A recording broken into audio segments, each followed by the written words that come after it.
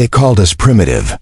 The Galactic Accord, draped in golden robes and perched in their floating cities, labeled us a developing species. A courteous insult that really meant weak, backward, disposable. We weren't given a seat at their grand table, just a place in the audience, where we could smile and applaud like obedient pets. I was there the first time they laughed at us. Not metaphorically, truly laughed. It happened during a weapons demonstration at the Accord's annual security summit. Earth was allotted 5 minutes to present its newest defense platform. 5 minutes, like we were some carnival act. The others, the Reikians with their plasma crescents, the Illith with their living, bio-coded war beasts, were granted hours. Hours filled with holograms, tactical simulations, full immersive displays. We were given a slot barely long enough to be dismissed. Countdown clock. I remember standing beside General Dorn, a man who had buried his emotions long ago in the dust of battlefields. His uniform clung to him like armor, tight, precise, every metal etched in blood. I was only a translator then, not even supposed to be in that war room. But Dorn wanted more than words. He wanted someone who could read sneers, catch the contempt behind alien stares. When we revealed the Vanguard protocol, a sleek black satellite array hidden behind Earth's moon, the chamber erupted with chuckles. A delegate asked if it was a weather balloon. Another wondered aloud if humans had finally mastered nuclear fusion, as if mocking a forgotten relic. The Elfian ambassador, all translucent skin and serpentine grace, clapped with feigned delight. General Dorn didn't flinch. He didn't need to. He simply tapped his datapad and said, "Watch." Everything changed. Orbital feeds lit up, not simulations, not mock-ups, real-time footage. The Vanguard array came alive, and for the first time, the galaxy saw Earth's hidden hand. It wasn't just defense, it was a planetary-scale kill grid. Lasers bending through magnetospheres. Railguns hurling tank-sized kinetic rounds. Nanoclouds reducing anything organic or synthetic to dust in under a minute. Not just power, but precision. Speed. Cold, surgical efficiency. In less than 30 seconds. Vanguard simulated a purge of Earth's orbit, over 700 enemy craft destroyed, each tagged with alien insignias for clarity. Not guesses, not hypotheticals. Real warships, mirrored from public fleet specs. And then came the true strike. Dorn unveiled footage scrubbed from every Accord channel. 2 weeks earlier, a Theorokian Black Ops fleet had crossed into Earth's skies, probing our defenses. The Accord had denied involvement, called them rogue actors. But the feed was undeniable. 27 enemy cruisers pierced our atmosphere. None escaped the exosphere. They were erased, one after another. Another came down with such speed and violence that only a single transmission escaped, just one scream, before static swallowed it whole. And suddenly, the laughter was gone. The chamber froze so utterly still I could hear the rhythm of my own breath. The Alphean ambassador who had mocked us earlier now shrank back, his gaze flicking toward the exits. The Theorokian delegates sat slack-jawed. Even the synthetic races, designed to be immune to fear, began recalculating probabilities aloud. Estimated threat rating, escalating. Human capacity, anomalous. Strategic risk, high. And still, General Dorn did not move. "This is not a threat," he said, voice like iron. "This is a warning." That was the first time I understood what true power looked like. Not just in cannons or satellites, but in silence filled not with weakness, but with certainty. We didn't need to roar. We didn't need to plead. We simply revealed the blade and left them to imagine its edge. From that day forward, no one mocked Earth again. The silence that followed our demonstration was suffocating. Not because the chamber lacked sound, but because the smug chatter, the casual arrogance of races untouched by real war, had been stripped away. And in that void, the Accord glimpsed something unexpected. Fear, but fear alone wasn't enough. Fear fades, gets rationalized, turned into tailies, so Dorn ensured they would never forget. He pushed Vanguard's classified schematics into the Accord's most secure systems data they never believed we could possess. Their first response was accusation, stolen technology. The Therokian war minister barked, his metallic jaw trembling with unease. This coordination is beyond your species. You only just reached interstellar flight. Dorn met the charge with a stare that cut deeper than words. You think us behind because we never played our hand. You're wrong. While you mocked our rockets, we perfected satellites. While you sent spies, we mapped your fleets. And the worst part, they knew it was true. Humans never cared for convention. We weren't bound by their hierarchies or rankings. We didn't design fleets for beauty. We built for war. Our weapons weren't made for spectacle. They had one purpose, to kill. And to win meant more than the battlefield. It meant knowing the enemy before the first shot. That was what humans did best, watching, waiting, learning better than anyone ever expected. I remember what followed because it changed everything. Dorn turned to me. Initiate Protocol V2. I froze, unsure if he was serious. His eyes, cold steel, left no doubt. Now. And so I entered the command. The Accord chamber screens rippled, and then came Earth's real-hand military dossiers on every species present. Not guesses, not rumors, but ruthless precision. Weaknesses in armor plating. Structural faults in warship hulls. Psychological fractures in chain of command. We had cracked their codes, read their encrypted chatter, listened to calls they thought private years of intelligence gathered in silence. One by one, their secrets were laid bare, exposed to rivals and enemies alike. The panic was immediate. The Ultrax, famed for their icy composure, broke into frantic overlapping speech. The Vithari, normally a flawless chorus of hive thought, splintered into confused shouting. Even the Accord's gilded guards raised their weapons instinctively, unsure where the threat truly was. But Dorn wasn't finished. He stepped forward and gave a single order. Demonstration. The chamber trembled as the eye obeyed. From the floor rose a vast hologram, not just a map, but a live reconstruction of war. Aurora 6, a mining world co-owned by 4 Accord powers. Officially, Earth had no ties there. Unofficially, Vanguard did. The sim revealed what had unfolded just 3 days earlier. Pirates, ex-mercenaries from Accord fleets gone rogue, had descended on the colony. The Council had stalled, too far, too costly, too unimportant. Earth hadn't stalled. Vanguard struck without warning. In 11 minutes, the colony was purged of invaders. Sonic pulses dropped ground forces unconscious. EMP strikes erased air support. Not a single building burned. Not one civilian harmed. The raiders were shackled, alive, and shipped back to their worlds with a message. Earth does not tolerate chaos. This wasn't just strength, it was control. Surgical and undeniable. No threats, no speeches, just results. The chamber's reaction was exactly what Dorn intended. The Vithari disconnected their diplomatic node, suspending off-world operations.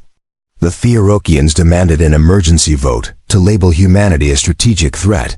And the Alithian ambassador? He didn't wait for debate, he fled mid-session, his escort scrambling like prey, caught in a predator's gaze. Only the Accord's chancellor remained steady, his ancient form trembling as he asked, "What is it you seek, General? A seat? Resources? Dominion?" Dorn's reply was as cold as his eyes. "Respect, nothing less. No more lectures. No more limits. You will not decide who is advanced, or what we're permitted to wield. Earth will no longer be dismissed." It was reckless. It was dangerous. And it worked. By the next dawn, Earth was not just admitted to the Accord, but elevated, granted a voice in military command, access to fleet intelligence, and the authority under Article 17, defensive overreach. That meant we could intervene anywhere, anytime, even against the Accord's wishes. but power demands payment. Revealing our hand meant painting a target on it. We had just shouted to the stars that Earth was no longer prey, it was a blade. 2 days later, walking with Dorn beneath Alaska's frozen command base, I asked if we'd gone too far. He didn't answer at once. We stopped at a window overlooking the Vanguard uplink tower, its red beacons pulsing against endless snow. "Power isn't safety," he said finally. "It only changes the predators you draw." He was right. Within a week, unmarked vessels shadowed Jupiter's orbit.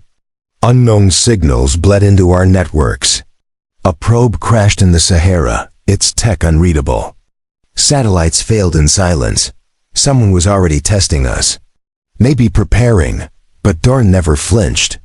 He wanted them to come, because Earth had more than just satellites and data. We had soldiers, the kind that didn't make speeches. Menwode. Bled in real wars, not simulations, who trained in blizzards and deserts, who learned how to kill with silence and patience. And me, I was just the guy who used to translate alien jokes. Now I translated threats. Every signal, every whisper across the stars came to my terminal. And what I saw next made my stomach turn. Because there wasn't species not at the summit. One no one talked about anymore. A ghost Rassith at the Accord quietly labeled extinct over a century ago, the Jarek. The reason classified, but now their signals were back, faint, broken, but familiar. And one message came through, clear as day, in English, not their tongue. Humanity has awakened. The fire returns. Phase 1 begins. I showed it to Dorn that same night. He read it once, then again, and for the first time since the summit, I saw a flicker of some. "They're coming," he said. "And they're not just coming for Earth. They want to wipe the memory of us from the stars." He laid a file on the table. Physical paper, thick and yellow with classified markings. "Jarek," he said, tapping it. "Extinct according to the Accord, but we've always known better." They went underground, hid after the hive purge, started rebuilding in the blackest corners of the void. One of the men, a sharp-eyed sniper Namidtren, spoke for the first time. "Why now?" "Because we showed our hand," Dorn said. "Because we reminded them of what they buried a century ago. Humanity was part of that war. We weren't in space back then. Not officially. But our early probes recorded fragments. Footage that old have been impossible. And someone on the Jarek side remembers." He passed out images, not digital, hard prints, photos taken from old probes, cleaned up through advanced reconstruction. Massive structures, floating cities shaped like twisted bone and metal, ships black. Asteroid, lined with teeth instead of holes, and a symbol like a claw circling 80ing star. One of the agents muttered, "Death cult?" Dorn nodded. "Worse. They don't want domination. They want silence. A galaxy where nothing breathes unless it obeys." The Accord hid it, covered up the hive war to protect stability. But now they've gone silent. No support, no backup. "We're on our own," I said. Dorna looked at me, eyes like cold iron. "Number ahead." He tapped a hidden console on the table. A new hologram appeared. Earth's Real Fleet. Not the ceremonial ships we showed the Accord. Not the patrol cruisers circling Mars or Venus, but the Black Arcs. The silent warships buried beneath the lunar surface. The ghost fleet we built in secret, funded off the books, tested in the deep dark. 72 ships, no windows, no names, just code numbers and armaments that made nuclear weapons look like firecrackers.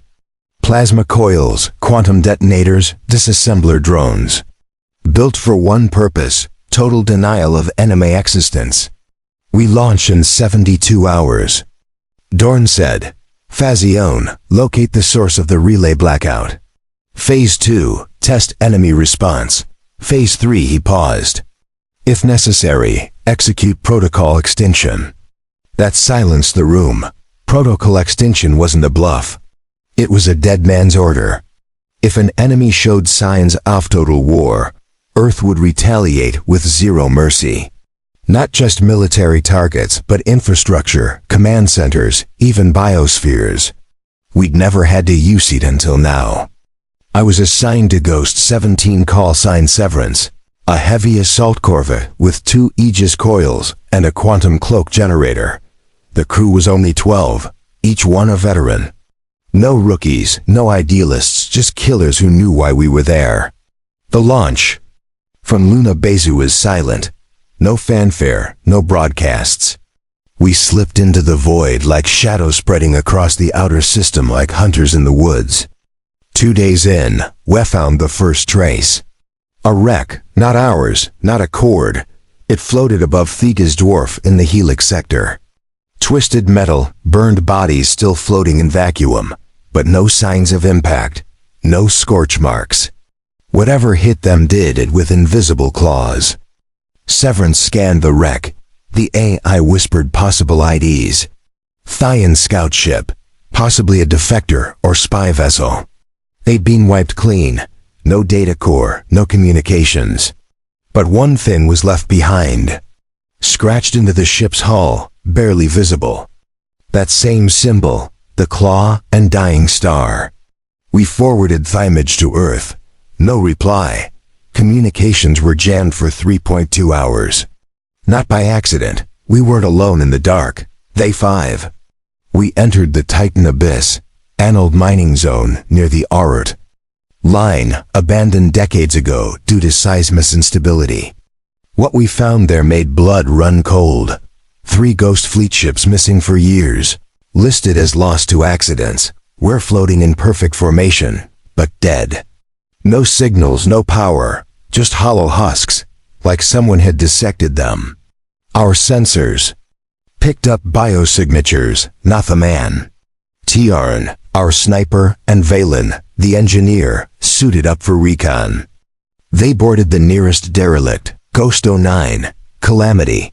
I stayed on the comms, fingers trembling as I patched into their helmet feeds. It was dark, no lights, just the sound of their breathing. Then static, then whispers, not in any language, just sounds inside their helmets coming through the sealed comms. Tiarn screamed first, then silence. Valen's feet stayed open for 6 more seconds, long enough for us to see the shadow. Tall bipedal, wrong. We pulled back. Dorn's voice came through. A direct encrypted line. You've seen enough. Prepare strike. We didn't argue. Severance locked coordinates. We launched 2 Singularitorpos into the abyss. Not to destroy the ships, but to bury them in a pocket of collapsed spacine, a grave no one could reach. And still, it didn't feel like enough. Back on Earth, alerts were lighting up. Civilian sensors were picking up strange pulses in the atmosphere. Tiny fluctuations in gravity, like something massive had passed by just out of sight. Our skies were being watched. The Xer weren't launching an invasion. They were playing with us, measuring our patience, testing how far we'd go before we snapped. And Dorn, he snapped first, initiated protocol ignition. 4 ghost arcs dropped from the edge of the solar system and entered interstellar phase shift. One-way missions, no return. Their orders: locate Xeric hives, deliver payloads, and burn. Everything. I didn't know whether to feel proud or terrified, because when humans go to war, we don't play fair. We don't follow rules. We break them, burn them, and in the ashes we build victory. But for the first time in my life, I wondered, what if we weren't the deadliest things out here? What if Thezerac weren't afraid? What if they were waiting? We thought we understood. We thought the Jarek were just another enemy with ships, weapons, and a strategy we could eventually learn to counter. But on day 9 of the operation, that illusion died. It started with Ghost 42. A communication spike hit us from their sector near the Kepler fracture, a deep space anomaly that absorbed light and scrambled sensors. 1 second they were patrolling, the next they were screaming. I monitored the feed. From Severance's data deck, eyes locked on distortion-filled video. Through static and interference, I could make out flashing lights, crew shouting in panic, Then something wrong, something alive. It didn't move like a creature or a machine. It flickered, stuttered in and out of vision, like it wasn't bound by it. Same physics we lived in. One moment it was outside the hull, the next it was inside. The feed ended with a sharp frequency burst that cracked every earpiece on the deck. We sent Thedrones. What they returned was worse than silence. Ghost 42 was there, but changed. Not destroyed, changed. Its hull now bore Jarek markings etched into the metal like scars. Strange black growths spread along the spine of the ship like veins pulsing faintly with a reddish light. Human technology twisted, corrupted. Something had overwritten its very design. And then the power signature changed. It was no longer dead. Ghost 42 turned toward our observation drone and opened fire. Not with standard weapons. It launched a ripple of gravitational dissent that tore our recon vessel into atoms. We watched the birth of something new. The Xeric weren't just fighting us, they were assimilating us. DORNE single quotes S emergency came through seconds later. All units, code Obsidian, Ghost 42 is hostile. All reanimated vessels are to be considered compromised. No rescue, no salvage, immediate annihilation authorization. The word reanimated stuck in my head like a splinter. The implications were brutal. Our dead could become their tools. Our ships, our men twisted into weapons against us. It wasn't just war anymore, it was infection. Severance received new orders. Rendezvous with Ghost 05 and 33 for a forward assault. Sweep on the Vega Drift corridor. Intel suggested a high-density Xerac signal had spiked from that region. 3 ships, 37 soldiers, facing an enemy we couldn't see, understand, or even recognize until it was too late. We reached the coordinates within hours, our quantum engines leaving a ripple of folded space behind. Ghost 05, callsign Ashfall, was already in orbit. Ghost 33 to Tempest arrived shortly after. The commanding officer of Ashfall, Captain Bryn, was a Stonejaw Wedman with hands that looked carved from granite. He didn't waste time with pleasantries. Signals are dirty here, he sighed. Something's bending space. Feels like gravity, but it's not. You ever feel watched in a dream? It's like that. Eyes everywhere. Dorn's voice came through our secure line. Confirm the anomaly. Do not engage unless fired upon, but if it moves like Xeric, burn it. We began the sweep. Sensors showed us nothing. No movement, no heat, no anomalies beyond a slight electromagnetic irregularity that was chalked up to the drift's natural instability. Then the stars disappeared. Literally, our forward viewing ports went dark. Not black, empty, like the universe had been erased ahead of us. Tempest's pilot, a nervous young man named Coulter, screamed over the comms, "We lost the field. I can't see. What the hell is that?" Then came the hum, low subsonic. It didn't come through the speakers. It vibrated through the hull. Every crew member on Severance froze. It wasn't fear. It was paralysis. Like something had reached into our nervous systems and pressed pause. I forced my hand to move, finger trembling over the emergency override.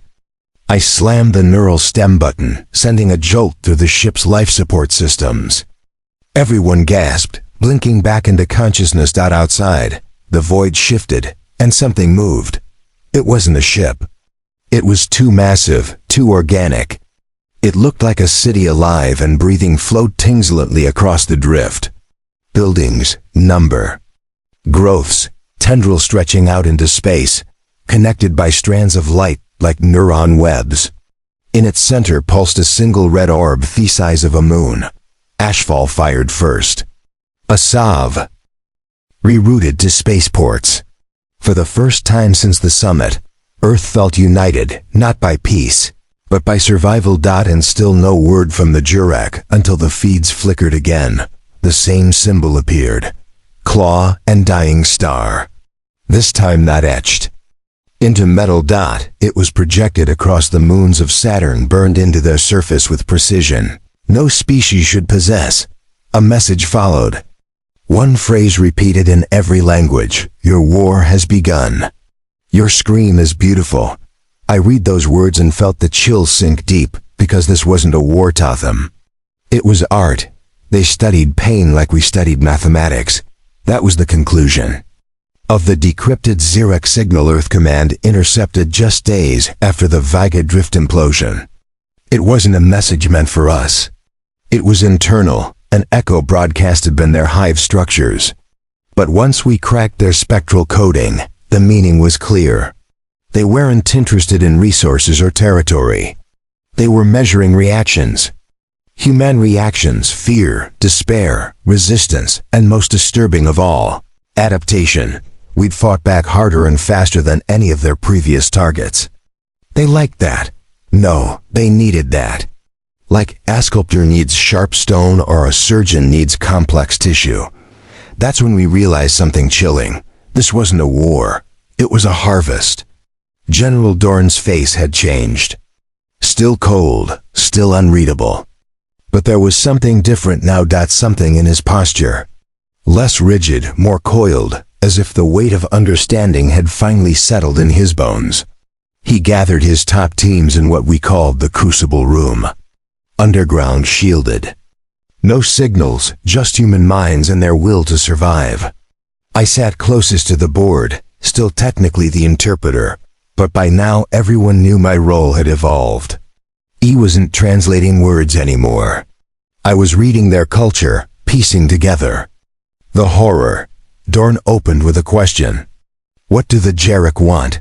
No one answered, not at first. Then Tiorin, the sniper from Ghost 17, broke the silence. Not territory, not conquest. They want identity. I glanced at him, surprised. What do you mean? They mimic, corrupt. They reanimate our tech. Our ships, even our dead, he said. But not just to use them.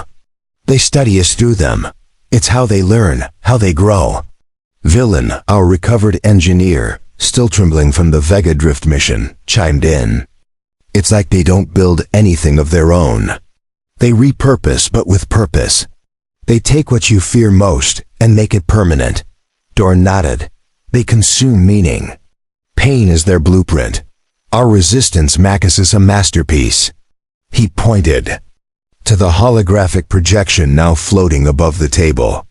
A model of Earth, but twisted, marked with red veins, fractal etchings, and Xerec structure nodes planted across the continents. A simulation, not a plan. They'd already envisioned the world as theirs. Project Karen, Dorn said grimly. A captured data fragment from the Vega collapse. A vision of what Earth will become after full integration. The air thickened. Not destruction, not slavery, but transformation. Every forest turned into breathing fungus. Every city a pulsing hive node, everybody fuel. And then he showed us something. Worse, a face. Minna projected from Xerec files, reconstructed using fragments of our intercepted communications. My facet twisted, skin pulled into geometric patterns, eyes pitch black, voice layered in static. It spoke only 3 words, "We remember you." I stared in horror. They're building a psychological profile, Dorn said. Not of our species, of individuals, of us. They're targeting you, Tiorin muttered. Why? I swallowed. Because I've been listening. And they know it. The realization was a gut punch. Every word I had translated, every pattern I'd interpreted, they weren't just one way. The Jarek were listening back, learning me, shaping a response through my perception. They were adapting to Thetranslator. That's when the Crucible Room changed. Focus from war planning to containment. Dorn gave orders to isolate my comms. No more direct feeds. Everything I read from Xerc data was now through analog mediums. Printouts, handwriting, even drawings. Technology could be corrupted. My mind couldn't. At least that's what they hoped, but the dreams began anyway. Not nightmares, worse. Memories that weren't mine. I saw a planet covered in obsidian towers. Jerk homeworld, maybe. I felt the echo of millions of voices whispering from under the crust. I tasted the cold bitterness of vacuum as if I had no lungs to breathe. And always the phrase, "We remember you." Then came the defector. A ship appeared at the edge of our solar system. Small, crippled, sending a weak distress signal using an Accord frequency last US entering the Hive War. Almost 100 years old. We scrambled 2 ghost ships for intercept. What they brought back stunned Earth Command. It was Xeric, but not humanoid in shape. Thin, pale, translucent skin like veined glass, half mechanical spine. Eyes black but flickering, like something was dying inside them. It wore what might once have been a uniform, now charred and melted into its flesh. It spoke English, and it asked for me. I entered the containment chamber under heavy guard. Dorn watched through reinforced glass. The being, if you could still call it that, sat strapped to a cold steel chair, limbs bound by magnetic restraints. "Do you know me?" I asked, my voice lower than I expected. It nodded slowly. "You hear them?" It said, voice distorted like a half-tuned radio. "You see the edge? Who are you?" I demanded, its head tilted. "I was like you once. Translator, observer, analyst, chosen by the Xeric, by curiosity. That is their seed. They do not conquer. They invade perception. They plant themselves in the understanding of a species. What do they want with Earth?" Its gaze darkened. "To remember." "What you forgot?" I froze. "We've never met them before. Humanity had no contact with. You did before Yauknu stars. Before you named time, they passed through your world once and resisted. Something primal. You burned them, and they never forgot." My chest tightened. A prehistoric encounter, a psychic imprint, something deep in our evolutionary past. They feed on narrative, it continued, on myth, on legend. You are not a species to them. You are a story, and stories that resist are precious. Dorn's voice crackled through my earpiece. "We're done here." But the defector wasn't. "You've awakened the final shard," it whispered. "The one that dreams beneath Mars." "What?" Static cut the feed. Guards move it in. The being screamed once, high metallic. And then it imploded. Note exploded, imploded, crushed into itself with a sound like torn silk. What remained was a black stain on the floor. No DNA, no matter, just absence. The jerk had severed the connection and left a message. We scanned Mars for anomalies. Nothing showed, not on the surface, not in the crust. Until we went deeper. Old mining tunnels from early colonization efforts. Abandoned due to unstable magnetic fields, a zone we hadn't entered in decades. We sent a drone.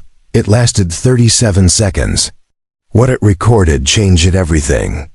A structure not natural, buried deep, miles wide, made of some twisted metal and bone composite we'd seen on Xeric hives. And at its core, a chamber with a throne. Empty, waiting. Dorn ordered immediate deployment of our top ground units. No drones, no remotes, human eyes, human decisions. I was assigned to observe from orbit. No contact, no interference. But in my gut, I knew the Xeric wanted me there. Every sign pointed inward, downward, toward the throne, and toward whatever memory we had left behind, because the past wasn't dead. It had just been waiting. The Mars expedition wasn't authorized by the Accord. Dorn made that decision in silence. Hadn't asked for permission, and he sure as hell didn't notify their so-called oversight council. Earth wasn't playing politics anymore. We were past that. He knew if they found out what was buried beneath the surface, they'd try to bury it again, along with everyone who saw it. The mission was Cenomed Red Wake. 3 ghost units were selected. 5, 17, and 39. They weren't just combat squads. They were specialists in deep environment warfare, electromagnetic suppression, and psychological stasis. Mars wasn't a battlefield. It was a tomb. And whatever was waiting inside didn't want to be understood. I wasn't supposed to go. I begged Dorn. "This thing knows me," I said. "It's been talking to me since Vega.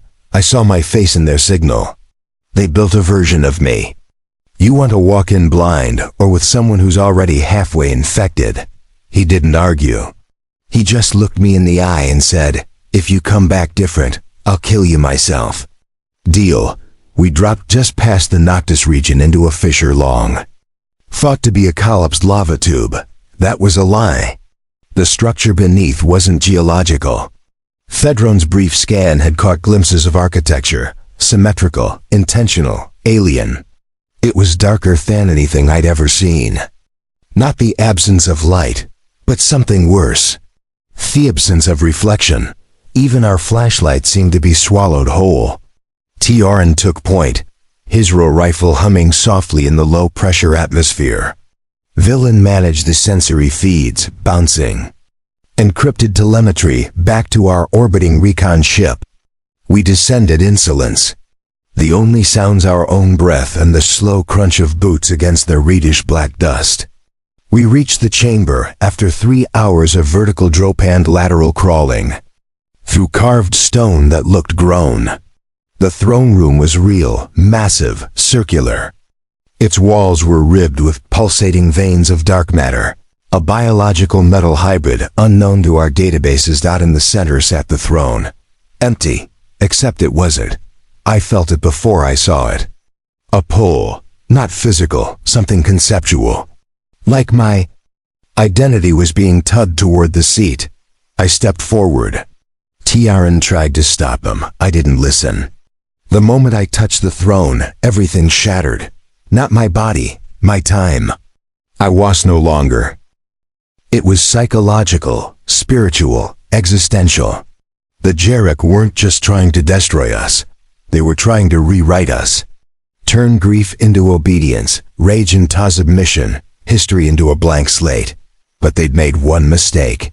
They gave us time, enough time to remember what made us terrifying. And under Dorn's command, Earth finally decided to stop laying defense. The Valkyrie Protocol was never meant for public knowledge. It had been buried deep in black files, too unstable to be tested, too dangerous to be used. A cross-disciplinary nightmare of bioengineering, AI cognition, and psychic feedback.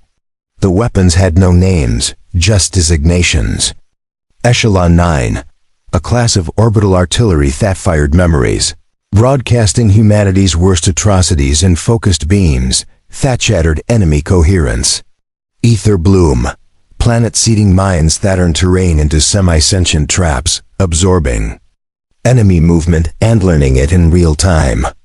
Gideon Alpha, a singular flagship construct from decommissioned nuclear cores, fused with a psychic amplifier stolen from a dead Zerk node, piloted not by crew, but by grief-trained IAs constructed from scanned human minds hoodied in battle. It was a funeral machine, and it didn't speak. It screamed. I stood aboard Severance, now upgraded, refitted, and placed on Thekimund wing of Vaki's main fleet. Dorn himself was present. Unusual, he rarely left Earth's atmosphere, but he knew this final act needed leadership, human leadership. Target? I asked. His reply was calm. They call it the core womb. That name alone made my stomach twist. The source? I asked. Their origin? He said. Their final fallback. We've traced the signals. The hive that controls the others. It's not a planet. It's not even a structure. What is it? Dorn looked out the VIEWPORT. It's a reflection. The core womb existed at the edge of what we understood. Floating in the void between galaxies, hidden in folds of space-time that bent light and thought alike. It wasn't found. It was felt. The deeper we scanned, the less our sensors understood. It looked like Earth. Not geographically, emotionally. A dead twin. Cracked continents, fattied oceans. A black sun that pulsed like a rotten heart. Built not from matter but from memory. The Jarek's final defense wasn't shields. It was us, our worst version. We dropped into the system with 50 ships, 20 Ghost class, 10 Arc class, and the centerpiece, Gideon Alpha. The moment we entered, every ship received same transmission. Not sound images of our own history. Burning cities, civil wars, genocides. Executions, starvation, screams that never stopped. The Jurek didn't attack, they broadcasted. They were trying to fracture us before we fired a shot. Villain vomited in his suit. Tiaran tore off his helmet and had to be sedated. Even Dorn looked shaken, but me? I felt cold, not broken, familiar. I'd seen these memories in Thethrone on Mars. I'd lived them in the simulations, the recordings, the ghost feeds of dead missions. But now I understood something they never would. Pain doesn't weaken humans, it trains us. Dorn activated the fleet-wide amplifier. His voice cut through every ship, every soldier. You're seeing what they want you to see, not the truth, not the present, the past, our worst chapters. But let me remind you, those chapters didn't break us, they forged us. He stepped forward. They want you to be afraid of who you were. I want you to be proud of who you became. He raised his hand. Engage all fronts. The battle began with sound. Gideon Alpha initiated chorus mode, unleashing a psychic feedback wave that echoed the voices of 1,000 dying soldiers, real voices captured in their final moments. The sound bent space, fractured enemy formations, and burned holes in the Jarek's neural fields. We watched it as their fleet shimmered, twisted, and began to scream back. Their counterattack wasn't plasma or railguns. It was memory, a flood of stolen human thoughts corrupted and returned. Voices of lost lovers Blamingus. Children crying as bombs fell. Our own soldiers begging us to stop. It wasn't just psychological warfare. It was emotional infection. Tiaran snapped. He began shouting in Russian, clawing at his suit. He thought he was back in the trenches of the lunar mutiny. Violin dropped to his knees, mumbling something about his brother who died on Callisto Station. I barely held on. Barely, because the Zarek had finally shown their real weapon. It wasn't ships. It wasn't claws. It was our regret. And then I heard it. My voice, but not my voice now. Me as a child crying. Don't let them take Mom, please. I froze. That memory was private, locked, buried. It wasn't in any file, which meant they weren't just reading data. They were in me. Dorn, I whispered. They've accessed us through Mars. The throne wasn't a receiver. It was a transmitter. I brought them in. Silence.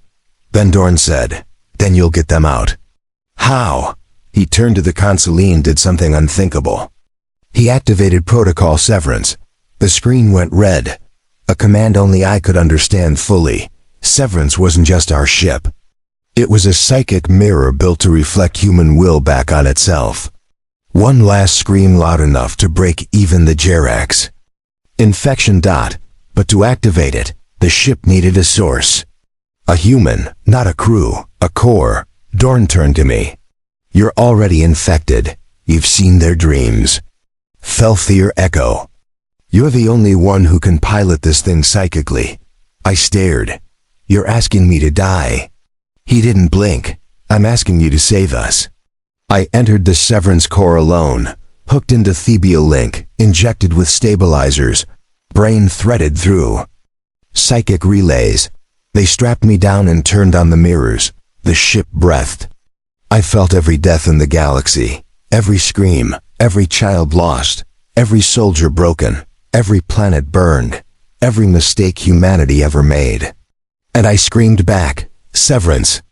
Lit up like a star going nova. A shockwave of will blasted through the Yerk's core womb. Not a weapon, a reminder of what we were, of what we refused to forget. Pain, loss, defiance, not for glory, not for revenge, but because surrender was never in our design. The Jarek began to crack, their fleet fell apart, their echo distorted. And the core womb screamed.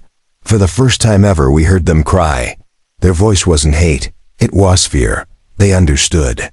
Now you can copy our weapons, you can twist our history, but you can never own our grief because it's ours. And we use it to fight.